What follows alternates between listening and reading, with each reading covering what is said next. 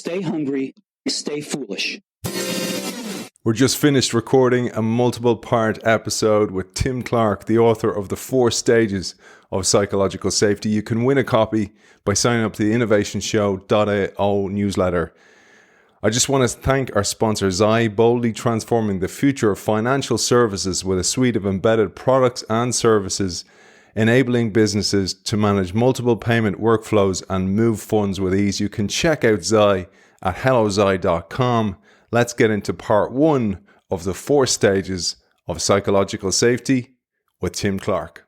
Do you believe that all men and women are created equal? And do you accept others and welcome them into your society simply because they possess flesh and blood, even if their values differ from your own? Without bias or discrimination, do you encourage others to learn and grow, and do you support them in that practice even when they lack confidence or make mistakes? Do you grant others maximum autonomy to contribute in their own way as they demonstrate their ability to deliver results? Do you consistently invite others to challenge the status quo in order to make things better? Or are you personally prepared to be wrong based on the humility and learning mindset you have developed? Very important last one for our audience. In large measure, the way you answer these questions will define the way you value human beings and your relationships with them. It will define the way you draw people out or shut them out, create confidence or induce fear, encourage or discourage. It will determine how you lead and influence others and yourself. We welcome the man who poses those questions, the author of The 4 Stages of Psychological Safety, Defining the Path to Inclusion and Innovation. Timothy Clark, welcome to the show. Thanks very much, Aidan. I'm happy to be here. I'm delighted to have you. We've been planning this for such a long time, and I have a copy of the book there behind me on the new library. As I said to you, Tim has been very patient. He's granted me psychological safety as I was running a little bit late because I had to put those shelves together. I had to put the new bookshelves together, and I actually have a 4th one. It's over there in the corner. It's in bits. So I scrambled to get on time today, and I'd miscalculated, Tim, as I said, how long it would take to get the books on the shelves. That's what actually took me so long. So let's get into it without further ado. And we're going to do a 2-part series today. I'm going to break the show into 2 parts for those people who can't listen through an entire hour and a half or hour and 45 minutes. So I'll just throw that to our audience now. There'll be 2 parts to this episode. Tim, I thought we'd start with something that happened several years ago, where you said your wife Tracy and you returned to the United States from England as you neared the completion of a PhD in social sciences in Oxford University. As you said, the ramen budget was gone and you would have to work a job for a year, finish your dissertation, teach at a university, and live happily ever after. That was the plan, but it was far from what materialized. I'd love you to share this as a source of your origin story of where you came into this term psychological safety and how you experienced it firsthand. It's a strange origin story. We did come back from England, and I found a job in, of all places, in a steel mill. And so I went to work in a steel mill, and after a while, I thought, well, I'll work here for, as I said, a year or so, finish my dissertation, and then I'll go get my teaching job and move on with life. But as it turned out, the chief executive officer asked me to be the plant manager, to manage the entire plant. And so Tracy and I, we pondered that. It was not anything that was part of our career path or plan, but we felt that we should take that opportunity, and so we did. And I ended up being the plant manager for 5 years. And what that did, Aidan, is when you're a plant manager in heavy manufacturing, you're not only responsible for performance in terms of throughput and yield and all of those things that we care about in manufacturing, but you're responsible for the safety of all the employees. That's your job. That's part of your stewardship. You're responsible for the safety of every single person that comes within the gates of that plant. And so you're highly sensitized to safety. Safety becomes a religion. You preach it every day. We do safety training. We do safety awareness, what we call safety touch points. We review safe job procedures. It's all about safety. But what I realized, what I learned is that the most important part of safety is psychological safety. So let me take you back in history a little bit, okay? In 1788, the British Parliament passed a law, and it's called the Chimney Sweepers Act. Now, this is the first industrial revolution. So this is the time of mechanization and mass production and steam engines and textiles. Remember all that? We learned that in school. Well, at that time, these chimney sweeps, these people that would clean out the chimneys in London and in the other industrial centers of Britain, in some cases, they were conscripting boys as young as 4 years old to help them in very dangerous circumstances and for long hours. So imagine that. So finally, British Parliament, they called time out and they said, hang on, you can't do that. That's not right. And so they passed this law called the Chimney Sweepers Act. This is 1788. Out of that law came this concept that we called the duty of care. And the duty of care means that we have a responsibility to look after each other in the workplace. We have a stewardship to keep each other safe. Well, how have we been doing that? Well, we've been pretty good at removing obstacles and hazards from the workplace in 4 categories: physical, chemical, biological, and ergonomic. These are the standard 4 hazard categories, and we've been using those for more than 200 years. We made a lot of progress, but we've been missing the most important hazard category: psychological. Psychological safety should be the centerpiece of any understanding or conception of safety. Once you put that into the framework, now you have an integrated, holistic understanding of safety. So when I came into the plant, Aidan, it was just physical safety. That's the way that we thought about safety. That's all there was. But what I realized, and I started to put these pieces together, is that psychological safety is the central category of safety, and it affects all the others. And you need to have a holistic understanding. And I realized that I was responsible for their psychological safety, not just their physical safety. Well, that was like revolutionary, because that's not the way that I was socialized. That's not the way that managers are brought up. And I also came to learn that if it's not there, it can have devastating consequences to the individual in terms of self-efficacy and confidence and upward mobility and opportunity and engagement. It goes on and on and on.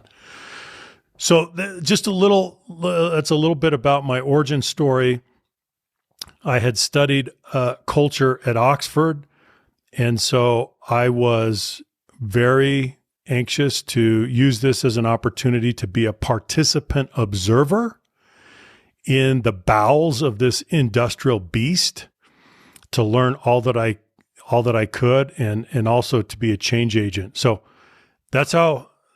I know that's an unusual story, but that's my story. It goes further than that. The stuff you left out there, your sporting career, your academic scholarship, because of being athletic, all those things had a major impact on how you think. I felt that from reading your story. And the one thing this show teaches me, Tim, is the polymath is in a very good place in this world. Having a bird's eye view of many different fields is so valuable. And unfortunately, the education system teaches us to go into our swim lanes and be very linear in our thinking. But the person who can see a bigger picture is actually better manager, better leader, better thinker, all these benefits to that. And you certainly had that from your experience as well. But let's get back to the story, because the story unearthed many of the challenges that are in organizations. Many of our change agents who listen to this show experience exactly what you talk about in the book. One of those things was, again, talking about you taking over as manager of this steel plant, was that the managers and the people working in there had been used to authoritarian rule. And oftentimes when I bring this up, I work with some organizations and they kind of go, yeah, but you kind of need some people to be there. You need them to be worker ants in the organization. But you said something here that was a killer line. You said, experience had taught these managers that it was emotionally, politically, socially, and economically expensive to say what they really thought. So they just smiled and nodded politely. And we know that is a death, that is a shot across the bow of an organization to go, warning, there's threats in the horizon for you. I'd love you to take us through that, because your experience of meeting these people and doing these town hall meetings and introducing yourself showed that there was no psychological safety, there was group think, there was fear of speaking up, all the things that lead to disruption in an organization. When I first came in, Aidan, the superintendents that reported to me, on average, they were 20 years older than I was. And they had been deeply socialized in a culture of fear and intimidation, authoritarian rule. And so it was my job to recast the culture. But think about what happens if you're in that kind of environment, you are deprived of the feedback and the input that you need, because they're not going to share it. And so what happens over time is, if you lead this way, you become willfully blind, because you're shutting people down. They withdraw, they recoil, they retreat.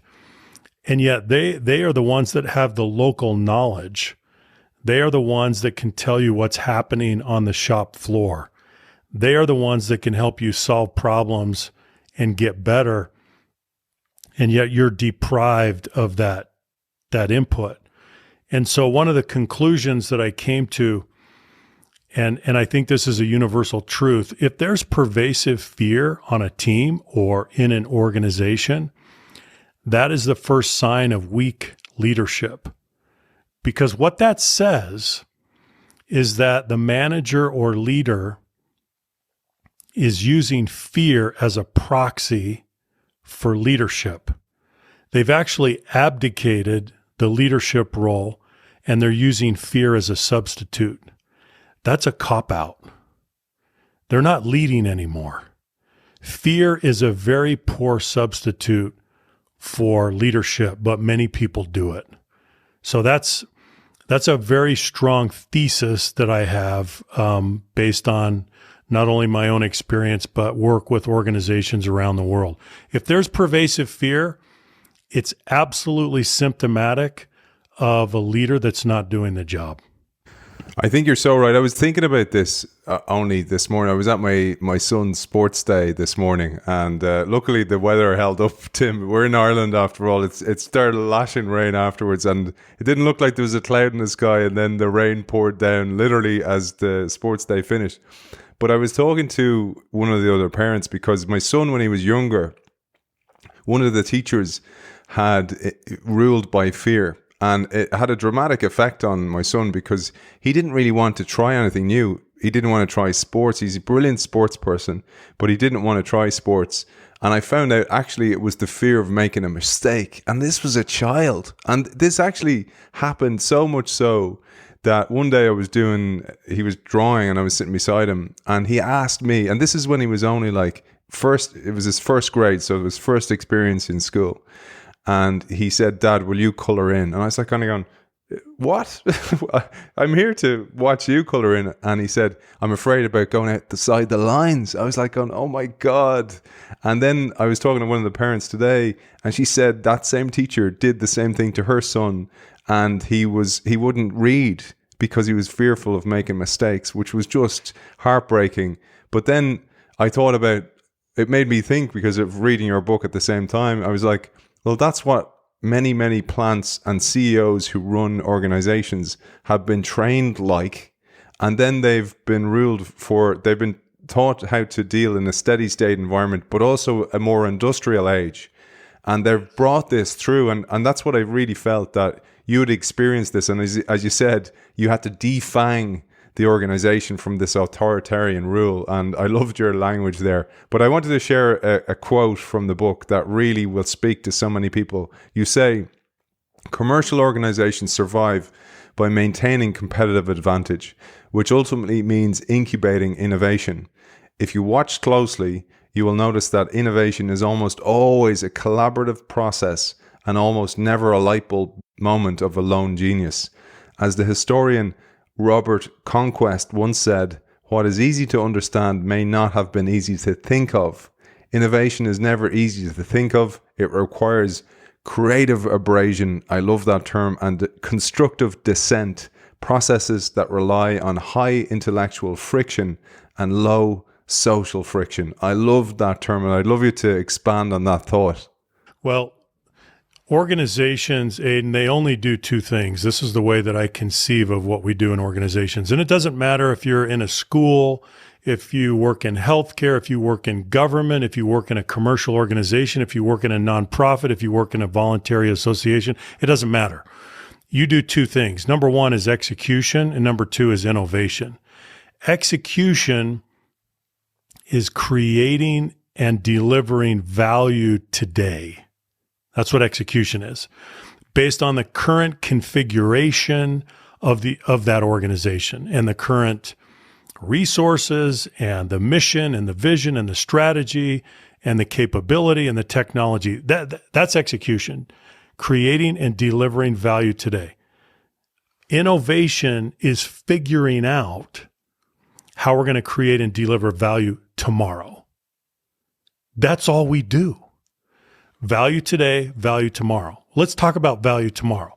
Value tomorrow means innovating, because we don't know how things are going to change. We just know they will.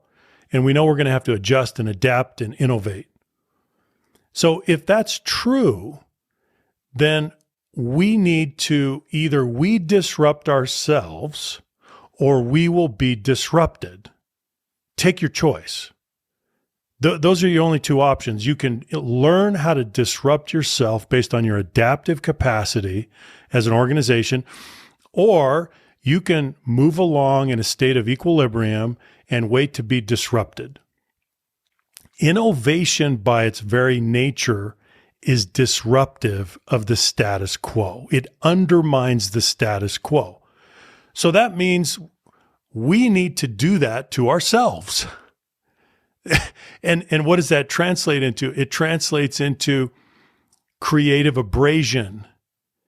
It translates into constructive dissent. It translates into testing ideas, having hard-hitting dialogue and debate.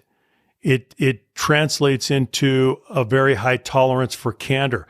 In short, it translates into intellectual friction. That is your raw material for innovation. You can't innovate if you don't have that.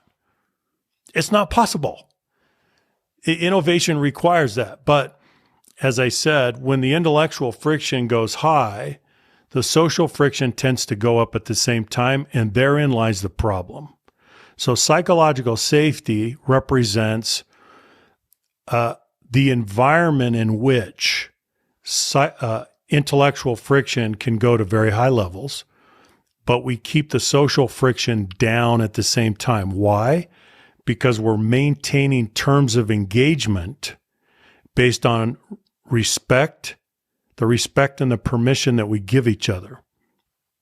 If we keep doing that, if we maintain those conditions, then we are able to create an incubator of innovation based on the raw material of intellectual friction, which you need.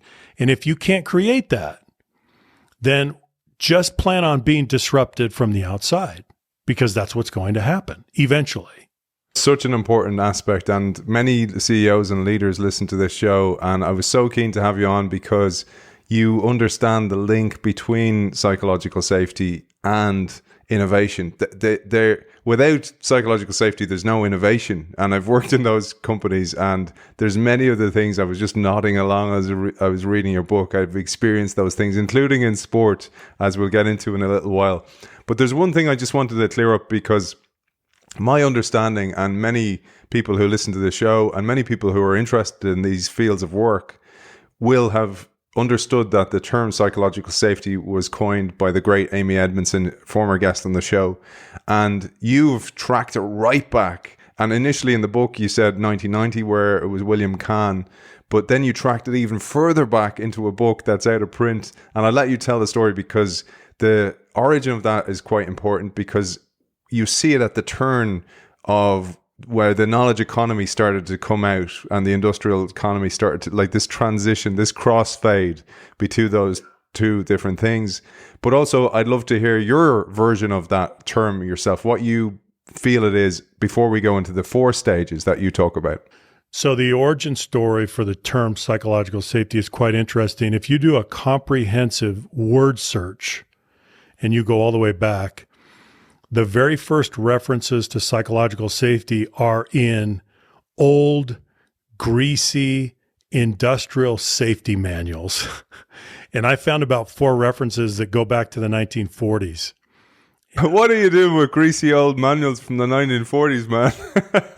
And you can actually find digital copies of these manuals. It's amazing. From the 1940s, there are about 3 or 4 instances where they use this term. They don't define it.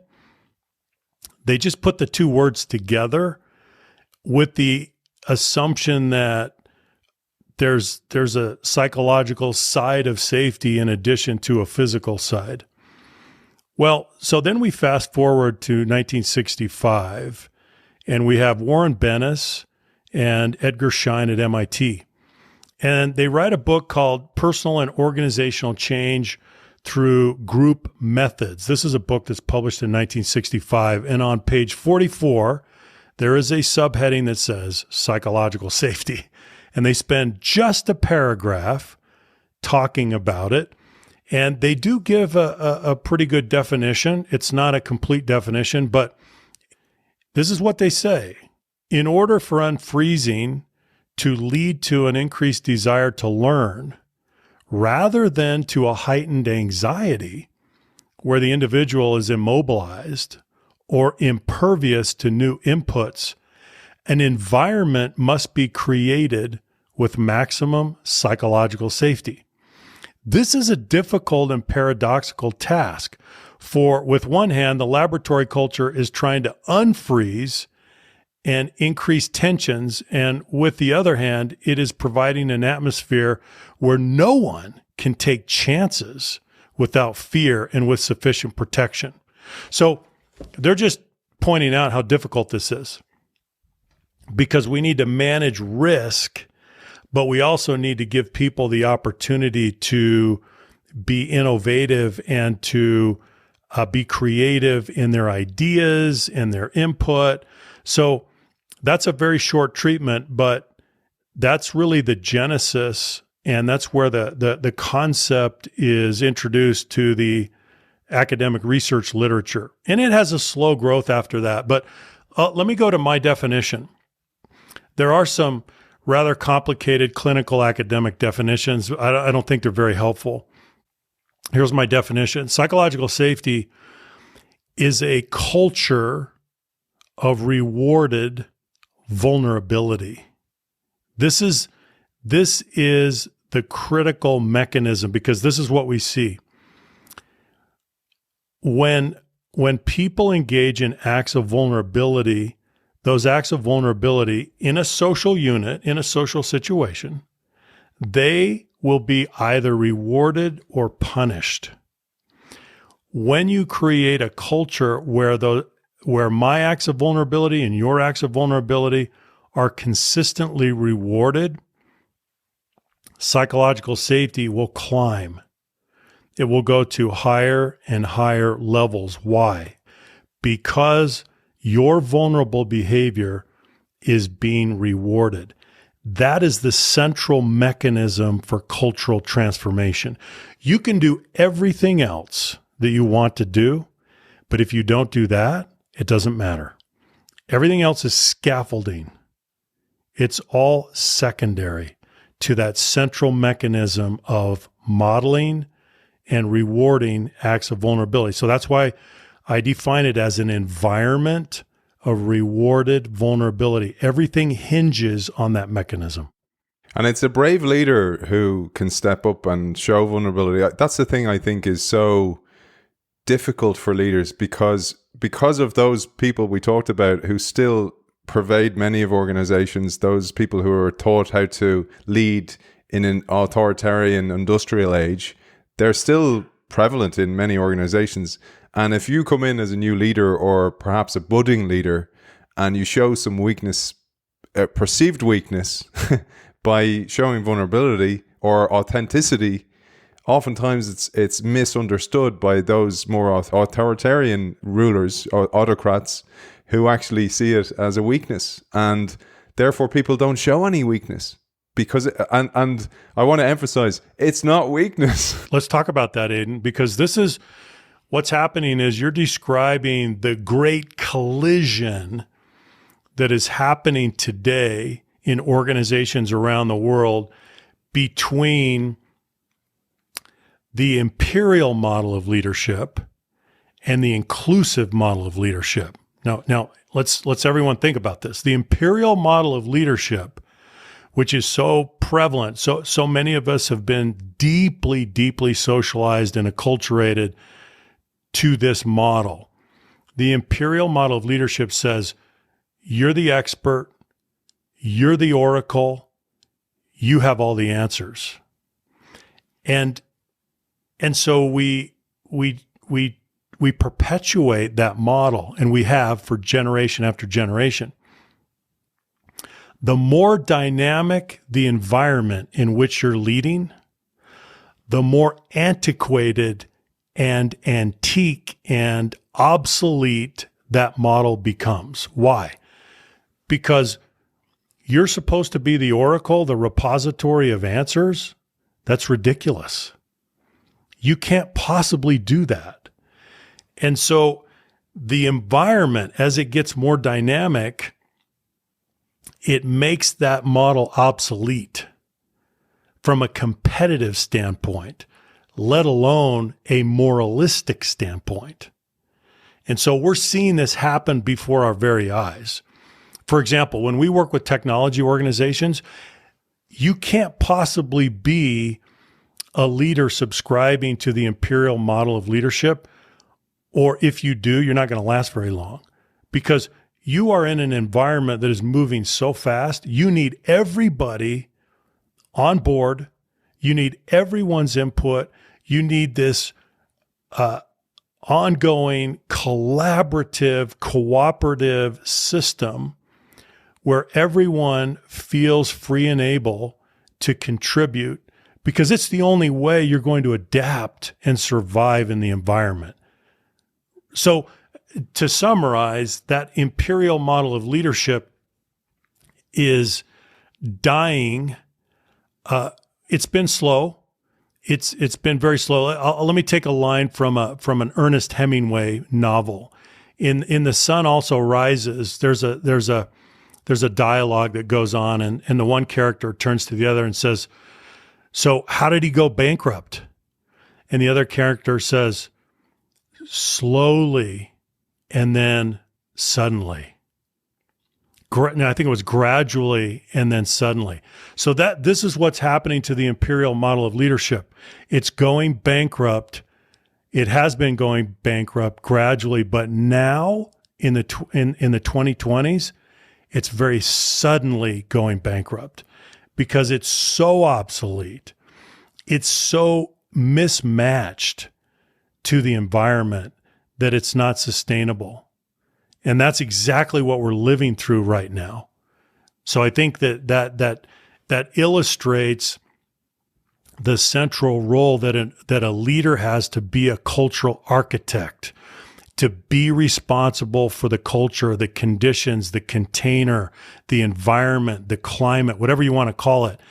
You are responsible for those conditions. The leader's responsible for conditions. You set the tone. Well said, Tim. And I actually think the same with true diversity and inclusion, DEI across organizations, that it's happening slowly and then quickly. And we're at that interface of that change, and it's starting to happen quicker and quicker, and long may it continue. So with Tim's permission, we now are going to share Tim's diagram of the 4 levels of psychological safety. What we're going to do is show it at a high level for those people who are interested as an overall mental model. And then in part 2 of the show, we're going to go into the 4 stages, with particular interest for those people who listen to this show on stage 4, which is challenger safety, for those people who want to challenge the status quo, which is mostly you people who listen to the show and have experienced the wrath of the status quo in many instances. So I'm going to share this now on our screen, and Tim's going to talk to it as an overall mental model, and then we'll break and we'll come back for part 2. So psychological safety in the first place is a function of 2 things. Number 1, respect, which you see along the vertical axis. And number 2, permission, which you see along the horizontal axis. Respect meaning the respect that we give each other as human beings, and permission meaning the permission to interact and participate and work together. It's a function of these 2 things. It's at the intersection. Now, it's not binary, right? Psychological safety is not something that you have or don't have. It's a matter of degree. And so what we find is a very consistent pattern where psychological safety progresses through 4 successive stages. So let's begin in the lower left-hand corner. Do you see where it says exclusion? If you bring people together and they don't know each other and they've never worked together, then by definition, at the beginning, they're in a state of exclusion. But then they start to interact. And very quickly, when human beings begin to interact, patterns emerge. And we call those patterns of interaction norms. If those norms are inclusive, then we move to stage 1, which is inclusion safety. We cross over at the inclusion threshold because we're no longer in a state of exclusion. We move to inclusion safety. Stage 1 means that we feel included, we feel accepted, we feel valued and appreciated. We have a sense of belonging and connection. How do we know that stage 1 is inclusion safety? We know this based on our quantitative and our qualitative research. In our global survey research, 92% of employees worldwide tell us this is the first basic human need they want to satisfy. They want to be included, accepted, and valued. They want that sense of belonging. And then we'll worry about other needs, but that's the first need. And based on our qualitative research as well with interviews, this is what people say. This is their first concern, to be included and accepted and appreciated. Then we go to stage 2, which is learner safety. Learner safety means that you feel safe in the learning process, to engage in acts of vulnerability that are associated with learning. Now, let me go back to stage 1 for a minute. Inclusion safety means that you can be yourself, your whole self, your authentic self. You can bring your whole self to work. It's not expensive to be yourself. That's stage 1. Now, just think about this. How many of you have ever been in a social situation in which it was expensive to be yourself? We all have. What do you do when it's expensive to be yourself? Well, you start armoring, you start covering, you start code switching, you start changing your behavior and what you do. Why? Because you're protecting yourself. And that's a perfectly logical thing to do for an adaptive creature, right? an adaptable creature is going to do that. It's all about self-preservation and loss avoidance at this point. So you will engage in protecting behavior. Going back to stage two means that I can engage in acts of learning vulnerability and be rewarded for those acts of learning vulnerability. What are they? Well, the first one is asking a question, or giving and receiving feedback, or saying, I don't know, or experimenting, or making a mistake. And you can come up with several others. Your acts of learning vulnerability will be rewarded, not punished. That's stage two. Stage three is contributor safety.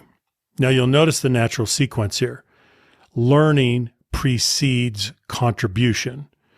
If you haven't acquired knowledge, skills, experience, expertise, you can't contribute. So we learn first and then we contribute. Contributor safety means that you are given an opportunity to make a meaningful contribution, to make a difference. That translates into an appropriate level of autonomy. It translates into role clarity. It translates into guidance and support. And there's a very deep human need to find purpose and meaning in the work you do, to have your contribution matter. That's what stage three is all about. Does my contribution matter? Does it mean anything? Is there purpose behind it? Then finally, we go to stage four. This is the culminating stage. Challenger safety means that you feel safe to challenge the status quo without fear of negative consequences, such as retaliation, retribution, putting your career on the line, your personal reputation or standing. So think about how high the stakes are when you get to stage four. And by the way, as you can see on the diagram, you're crossing the innovation threshold to get to stage four. Why? Because this domain of stage four challenger safety, this is where we innovate.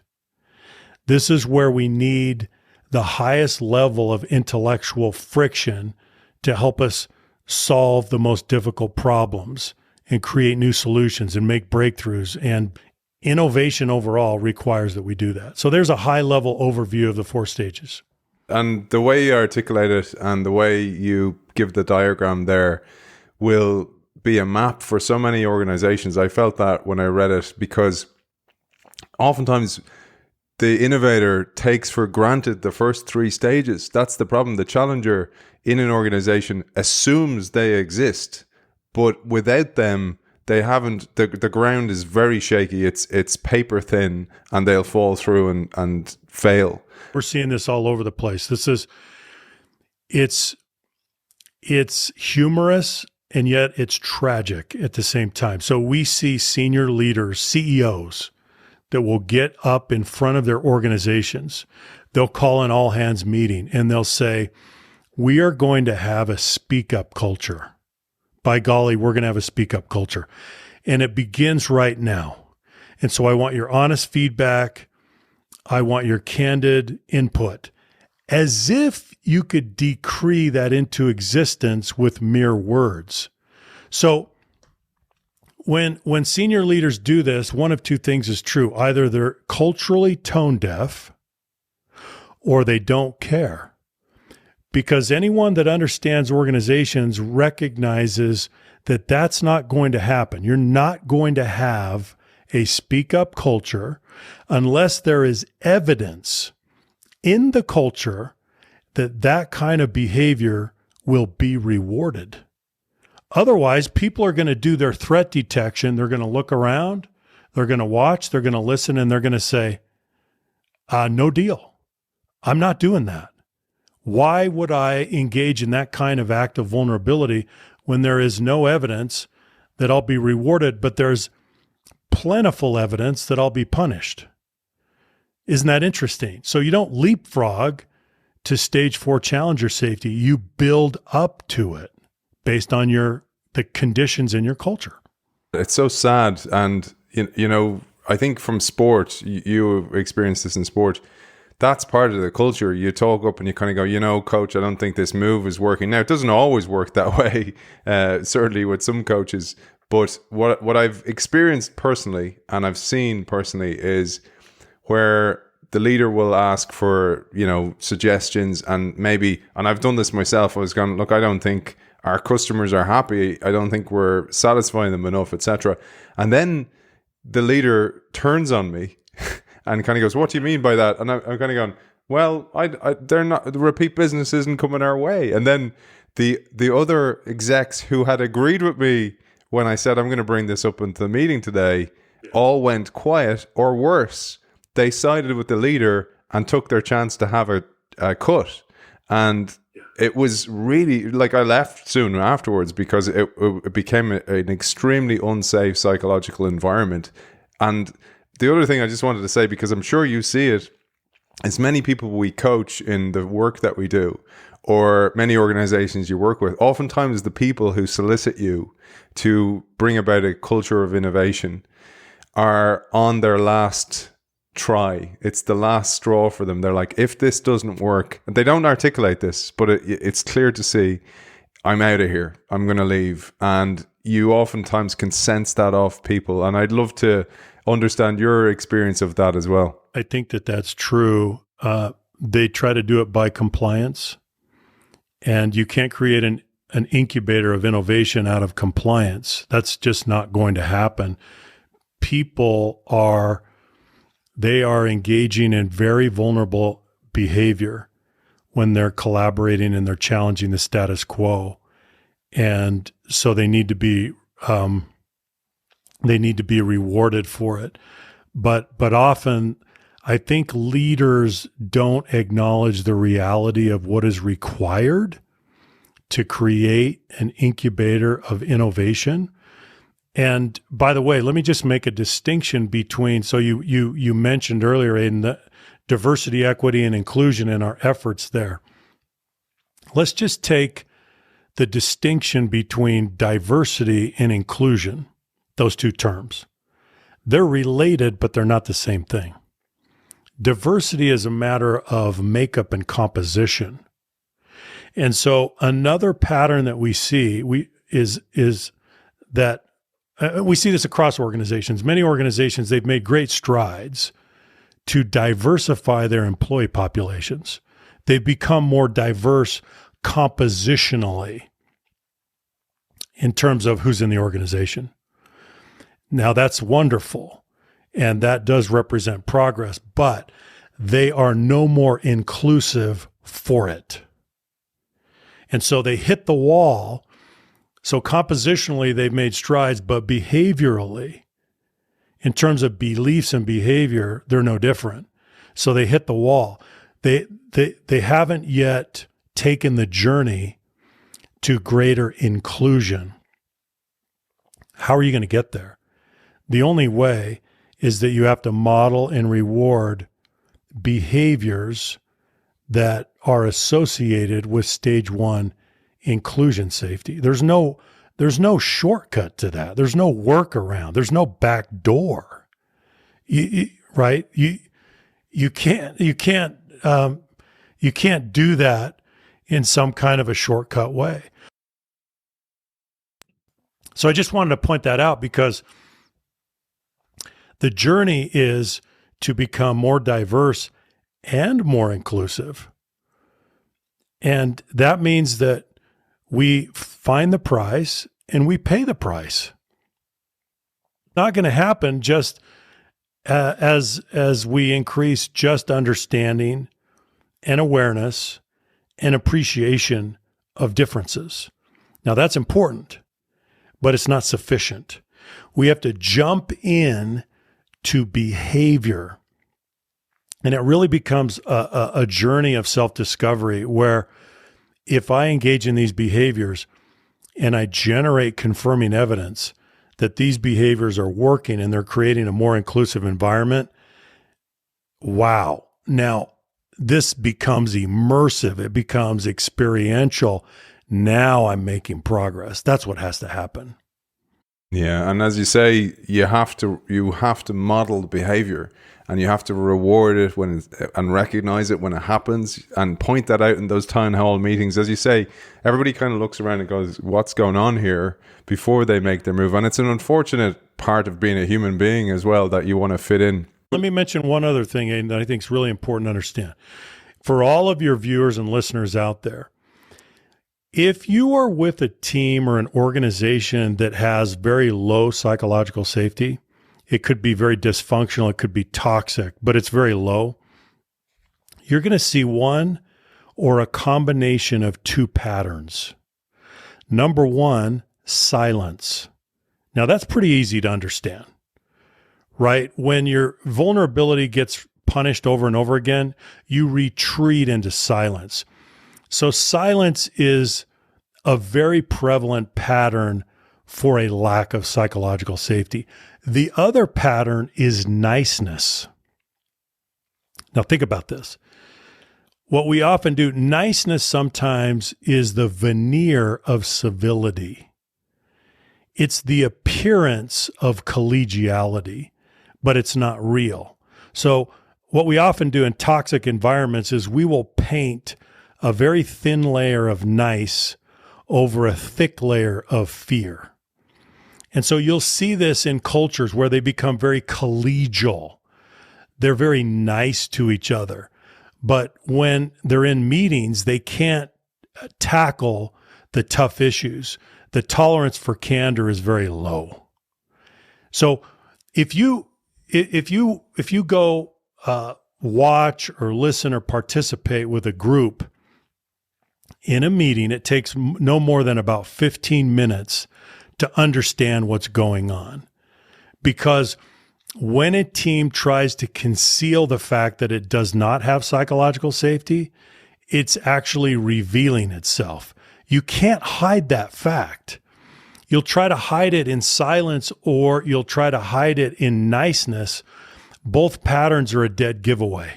There's a quote that you may have heard. It was it's attributed to Voltaire, and I don't think it's accurate that it's Voltaire. But anyway, it's the point of the quote I wanted to share, because on that exact point, it said, "To learn who rules over you, simply find out who you are not allowed to criticize."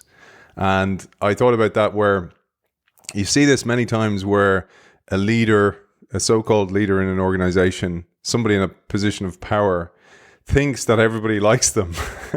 And then somebody leaves the organization or goes somewhere else, or that leader maybe goes or is let go and realizes nobody ever wants to see them again. And in there is a massive lesson, because it was only because they were in a position of power. And I think that really people can learn a lot from it. I saw a lot in sport, for example, Tim, as I'm sure you did too. People in the team, everybody liked them when they were in the team, but then their after career is where you see, do people really like them? Do they really want to ever meet them again? That's right. You see it a lot, yeah. So last thing I wanted to share before we break, because this is another pattern you see, and again, I've been there, where you are that gainsayer. You're the person who thinks they have the safety to speak up and be the challenger, and you do it over and over and over, and then either you realize nobody's doing anything with this information, or perhaps it's me, perhaps I'm articulating it poorly, or you realize that being the challenger is just not worth it anymore, and you go quiet, and then the leader or the person in power turns around to somebody else and kind of goes, "Oh, Aidan's not engaging anymore," or "He's gone very quiet." And then Mike turn around to you and go, "Yeah, you don't seem like yourself anymore." And you're like kind of going, in your head, you're kind of going, "That's because there's no point in being myself anymore." And they leave as well. And this is something that you point out in the book as well. If this happens on an ongoing basis, then you disengage. So you will either leave the organization or you will disengage and retire on the job. That's what people do. Because even if your input is not adopted and embraced and implemented, you at least need the acknowledgement that it's appreciated and that you need to keep doing that because it's valuable. This is very important, and there's research that comes out of the MIT Human Dynamics Lab that tells us how important this is. If you give input and feedback, but it's not adopted, your boss needs to make sure and acknowledge your contribution anyway. Thank you for your input. Thank you for participating. Thank you for contributing. We're going to go a different way, and here's why. So here's what you owe to people, Aidan. When people participate and engage and challenge, they need two things. Number one, they need an acknowledgement. Number two, if you don't adopt their input, they need an explanation of why. They are owed those two things. If you provide those two things, you're affirming the individual, and you're also explaining from a data and logic standpoint why we are or are not adopting your feedback. The individual intellectually needs that and emotionally needs the acknowledgement. So that's what we need to do.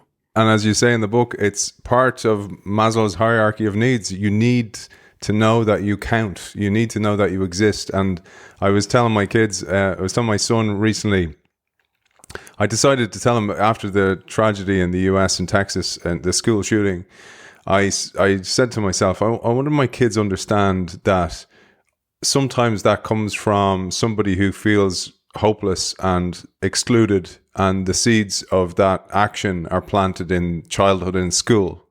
And I said to my kids, make sure that if you see somebody who's left out, make sure that you recognize them, etc. And then my younger son told me that, and this was, I was so I've never been more proud of him. He's done great things, but I've never been more proud of him. He told me that the other day he saw this kid in his school who was often left out on his own eating his lunch, and he asked him to join him and his friends. And I was like, I was never more proud as a dad than that moment. And I don't think I was just like, he was surprised how proud I was of him. But I think that reaction from me to him it will hopefully have an impact for the rest of his life. And as you know, and your book will have for many people, I hope as well. I think it's a nice way to end part one, Tim. And Tim and I are going to take a coffee break and come back and record part two.